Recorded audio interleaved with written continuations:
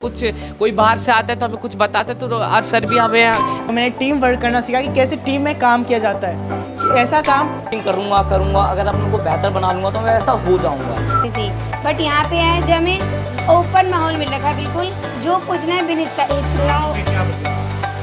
में यहाँ पे आके मुझे डांस मतलब यहाँ पे स्टेज मिला मुझे डांस करने के लिए, कुछ भी पोएम कविता कुछ भी सुनाने के लिए, किसी से मतलब कि फेस टू फेस बात करने का, कुछ भी कर नहीं स्कूल में होता है, पर ये है कि वहाँ पे बात उतने अच्छे से नहीं कर पाते हैं क्योंकि वहाँ पे मतलब कि उतने ज़्यादा बोल नहीं है ना मैं। बट यहाँ पे है जो हमें ओपन माहौल मिल रखा है, बिल्कुल जो पूछना है बिन हिचकिचाए पूछो। यहाँ पे बिल्कुल ओपन माहौल है, आप कुछ भी पूछ सकते हो बिन हिचकिचाए, आप पूछ सकते हैं। पर एक डर होता है थोड़ा बहुत, तो होता है, हुआ है ना, पहले से बहुत कम हुआ है। तो उनको आइडेंटिफाई करते हैं और उनको ऑनलाइन पढ़ाते हैं। तो अभी उत्तराखंड, उत्तर प्रदेश, महाराष्ट्र, कर्नाटका, ये 4 स्टेट्स के करीब 100 बच्चे हैं, उनको पढ़ाते हैं।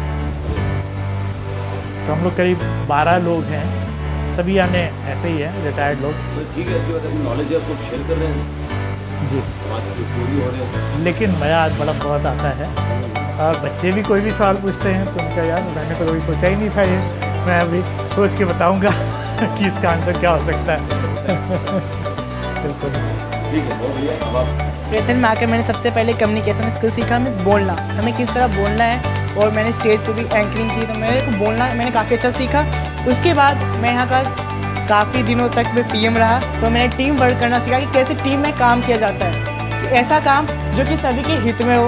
मैं टीम वर्क करना सीखा, डिसीजनशिप, कि मान लो कोई चीज़ हो रही लड़ाई, मान लो कोई 2 बच्चा लड़ जाता है किसी आवाज़ पे, तो उस समय में क्या डिसीजन लेना है। मान लो कुछ प्रॉब्लम आ गई तो हमें क्या सोल्यूशन लेना है, प्रॉब्लम सॉल्विंग सीखा। और हमने इनिशिएटिव लेना सीखा कि मान लो ऐसी क्या चीज़ें जो हम कर सकते हैं। जैसे मैं पीएम था तो मैं चीज़ें सोचता था, ऐसे मैं क्या चीज़ें करूँ जिससे मैं अपनी साथ की छुट्टी जो उनकी छुट्टी सेकंड शिफ्ट में होती है। अच्छा, तो इन्हें मॉर्निंग में भी खुलता है, मुझे ऐसा लगा था कि school sir, actually I am talking about the schools, government school sir.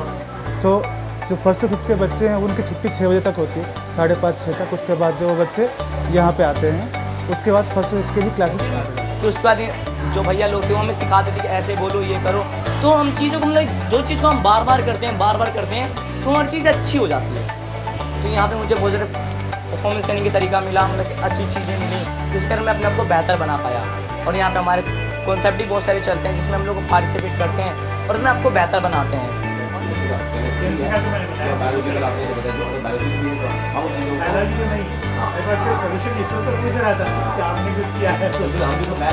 Tuition complete करके फिर और दूसरी वाली एग्जाम क्यों नहीं ट्राई करते?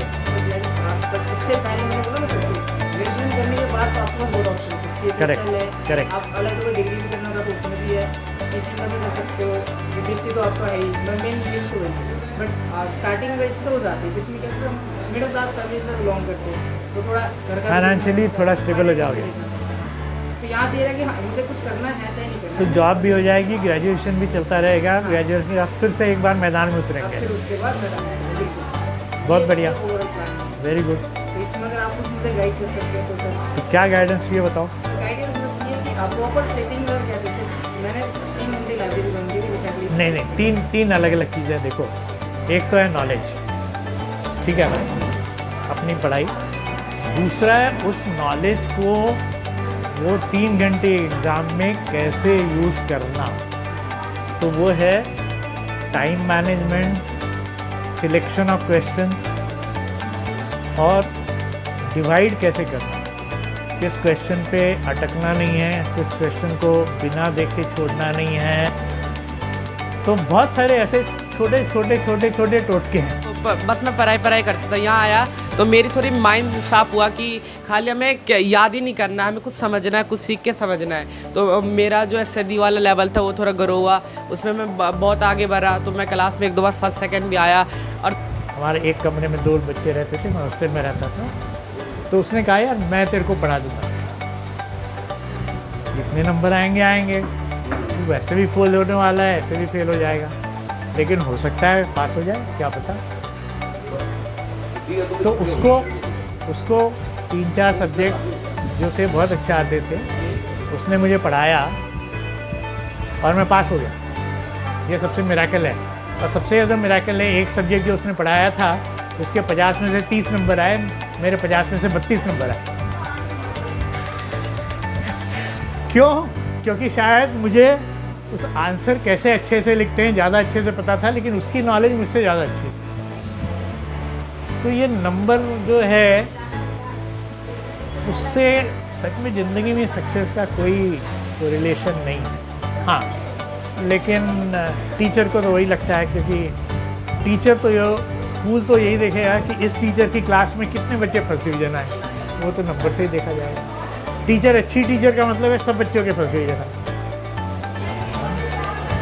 और फिर पड़ोसी भी पूछते हैं कि अच्छा आपके बच्चे के कितने नंबर आए। पड़ोसी